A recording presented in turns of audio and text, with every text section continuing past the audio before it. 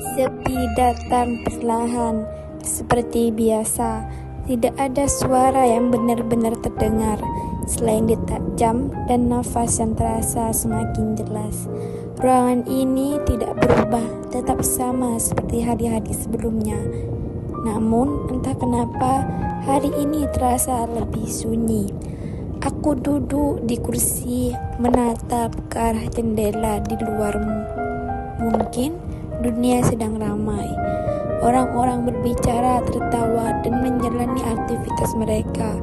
Tapi di sini hanya ada aku dan sepi. Awalnya aku mencoba mengabaikan. Aku berjalan ke sana kemari, mencoba mencari sesuatu untuk dilakukan. Namun tidak ada yang benar-benar menarik. Semua terasa kosong. Aku kembali menduduk, menghela napas panjang. Kenapa sepi ini selalu datang? Pandanganku kemudian jatuh pada sebuah buku di atas meja. Buku itu sudah lama ada di sana, tapi jarang sekali aku sentuh.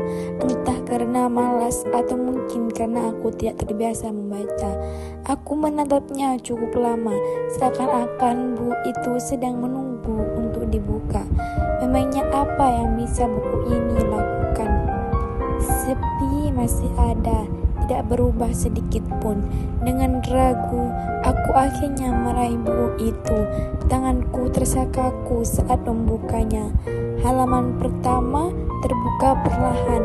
Huruf-huruf terlihat begitu banyak. Kalimat-kalimat terasa panjang dan melelahkan. Aku mulai membaca. Pada suatu hari, aku berhenti mengernyitkan dahi. Sudah sesusah sekali, kataku pelan. Aku belum terbiasa membaca seperti ini. Rasanya ingin langsung menutup buku itu lagi. Dan memang aku hampir melakukannya. Namun saat aku hendak menutupnya, aku terdiam. Sepi itu masih ada. Masih sama seperti tadi.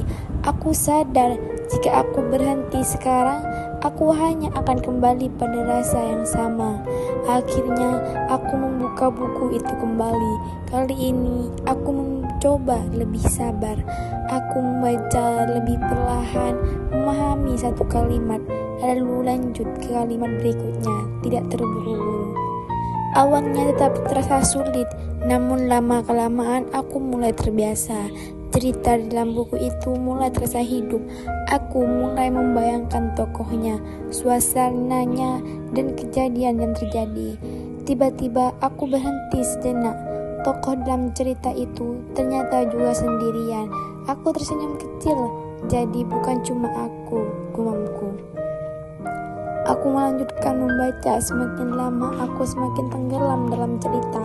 Aku lupa waktu. Aku lupa bahwa tadi aku merasa sangat sepi. Sekarang pikiranku sibuk mengikuti alur cerita. Perasaanku ikut bergerak bersama tokoh dalam buku. Sepi itu perlahan berubah, bukan lagi sesuatu yang menekan, melainkan menjadi ruang yang tenang. Aku menutup buku itu perlahan setelah beberapa waktu, menarik napas dalam. Rasanya berbeda. Ruangan itu masih sama, tidak ada yang berubah. Aku masih sendiri, namun perasaanku tidak lagi sama. Sepi ini tidak lagi menakutkan. Aku melihat buku di tanganku. Ternyata benda sederhana ini bisa mengubah sesuatu dalam diriku. Dari membaca, aku belajar memahami. Dari memahami, aku belajar menikmati. Dan dari menikmati, aku belajar bahwa sepi tidak selalu buruk.